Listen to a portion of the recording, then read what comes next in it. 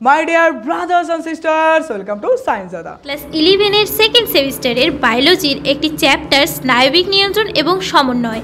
এই চ্যাপ্টারের যে প্রশ্নগুলি বিগত 10 বছরেও ইম্পর্টেন্ট ছিল এবং এখনও ইম্পর্টেন্ট আছে, এমনকি ভবিষ্যতেও ইম্পর্টেন্ট থাকবে, এইরকম কিছু কোয়েশ্চেন চলো আজকে আমরা দেখে নিই।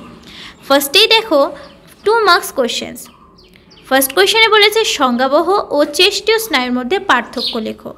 দেখো, সংজ্ঞাবহ স্নায়ু এরা গ্রাহক অঙ্গ থেকে স্নায়ু তাড়না কেন্দ্রীয় স্নায়ুতন্ত্রে প্রেরণ করে, আর চেষ্টীয় স্নায়ু যে আছে সেটা কি করে, কেন্দ্রীয় স্নায়ুতন্ত্র থেকে কার্যকারী অঙ্গে স্নায়ু তাড়না প্রেরণ করে। নেক্সট কোয়েশ্চেন দেখো, নিউরো ট্রান্সমিটার ও নিউরো হরমোনের মধ্যে পার্থক্য লেখো। মানে নিউরো ট্রান্সমিটার আর নিউরো হরমোন যে আছে এদের মধ্যে পার্থক্য করতে বলেছে। প্রথমে কি, নিউরো ট্রান্সমিটার এরা কি করে, স্নায়ুকোষের মধ্যে স্নায়ুতাড়না পরিবহনে সাহায্য করে, আর নিউরো হরমোন রক্ত প্রবাহের মাধ্যমে বিভিন্ন অঙ্গে রাসায়নিক যে বার্তা আছে সেটা প্রেরণ করে। নেক্সট কোয়েশ্চেন দেখো, মেডলা অবলাঙ্গাটা বা সুষুনা শীর্ষকের কাজ লেখো। কি বলেছে, মেডলা অবলাঙ্গাটার হচ্ছে তোমার কাজ লিখতে বলেছে, তাই তো। সুষুনা শীর্ষক কি করে, হৃদস্পন্দন, তারপর যে শ্বাসক্রিয়া, রক্তচাপ এদের নিয়ন্ত্রণ করে, এমনকি হাঁচি, কাশি, বমির মতো প্রতিবর্তক ক্রিয়াগুলোকেও নিয়ন্ত্রণ করে। নেক্সট কোয়েশ্চেন, সাইন্যাপটিক ক্লিফট কি বলেছে, সাইন্যাপটিক ক্লিফট। সাইন্যাপটিক ক্লিফট দুটি স্নায়ুকোষের মধ্যে থাকা ক্ষুদ্র ফাঁক যা কি করে, যার মাধ্যমে নিউরোট্রান্সমিটার স্নায়ু তাড়না প্রেরণ করে। নেক্সট কোয়েশ্চেন, পন্সের কাজ কি। পন্সের কাজ হচ্ছে, পন্স শ্বাসক্রিয়া নিয়ন্ত্রণে সাহায্য করে, আর এটি ঘুম, তারপর ঘুম থেকে ওঠা, এই চক্রটা নিয়ন্ত্রণ করে। মানে ঘুমিয়ে পড়া, তারপর ঘুম থেকে যে ওঠা পর্যন্ত, মানে জাগার আগে পর্যন্ত যে চক্রটা আছে সেটা হচ্ছে নিয়ন্ত্রণ করে, ঠিক আছে। নেক্সট কোয়েশ্চেন, কর্নিয়া ও ককলিয়ার মধ্যে পার্থক্য লেখো। কর্নিয়া কি করে, এটা চোখের বাইরের যে স্বচ্ছ অংশ যা আলো প্রতিসরণে সাহায্য করে, আর ককলিয়া কানের ভিতরের অংশ যা শব্দ তরঙ্গকে স্নায়ু তাড়নায় রূপান্তরিত করে। মানে কর্নিয়া চোখের আর ককলিয়া কানের। সে কর্নিয়া হচ্ছে চোখের বাইরের স্বচ্ছ অংশ, যেখানে হচ্ছে আলো পড়ে সেই অংশের কি করে, প্রতিসরণে সাহায্য করে, আর ককলিয়া কানের অংশ যেটা শব্দ তরঙ্গে স্নায়ু তাড়নায় রূপান্তরিত করে।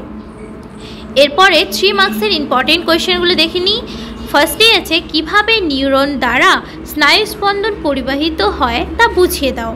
দেখো, স্নায়ুস্পন্দন একটি নিউরনের ডেনড্রাইট থেকে কোষদেহে এবং একজনের মাধ্যমে কি হয়, অন্য নিউরনের ডেনড্রাইটে পৌঁছায়। মানে একটা নিউরনের ডেনড্রাইট থেকে অন্য নিউরনের ডেনড্রাইটে পৌঁছায়, ঠিক আছে, কার মাধ্যমে, একজনের মাধ্যমে। আর সাইন্যাপসের মাধ্যমে নিউরোট্রান্সমিটার স্নায়ু তাড়না প্রেরণ করে। নেক্সট কোয়েশ্চেন, মস্তিষ্ক ও সুষুনা কাণ্ডে শ্বেত বস্তু ও ধূসর বস্তুর অবস্থান উল্লেখ করো। মস্তিষ্কে ধূসর বস্তু বাইরের দিকে এবং শ্বেত বস্তু ভিতরের দিকে থাকে। তাহলে মস্তিষ্কের যে ধূসর বস্তুটা আছে সেটা বাইরের দিকে, আর শ্বেত বস্তুটা কোথায়, ভিতরের দিকে অবস্থান করে। আর সুষুনা কাণ্ডে ধূসর বস্তু ভিতরের দিকে আর শ্বেত বস্তু বাইরের দিকে অবস্থান করে। তাহলে বুঝে গেলে, তাহলে মস্তিষ্কে কী হবে, ধূসর বস্তু বাইরে আর সুষুনাকাণ্ডে ভিতরে, আর মস্তিষ্কে শ্বেতসার ভিতরে, সুষুনাকাণ্ডে কী হবে, বাইরে, ঠিক আছে। নেক্সট কোয়েশ্চেন, মানবদেহের স্নায়ুতন্ত্রের শ্রেণীবিভাগ করো। মানবদেহের স্নায়ুতন্ত্রের শ্রেণীবিভাগ মেইনলি তোমার 4 ভাগে ভাগ করা হয়। কি কি, কেন্দ্রীয় স্নায়ুতন্ত্র, প্রান্তীয় স্নায়ুতন্ত্র, স্বয়ংক্রিয় স্নায়ুতন্ত্র, আর হচ্ছে প্যারাসিম্প্যাথেটিক স্নায়ুতন্ত্র। মেইনলি 3টা ভাগে, 4টা না 3টা ভাগে।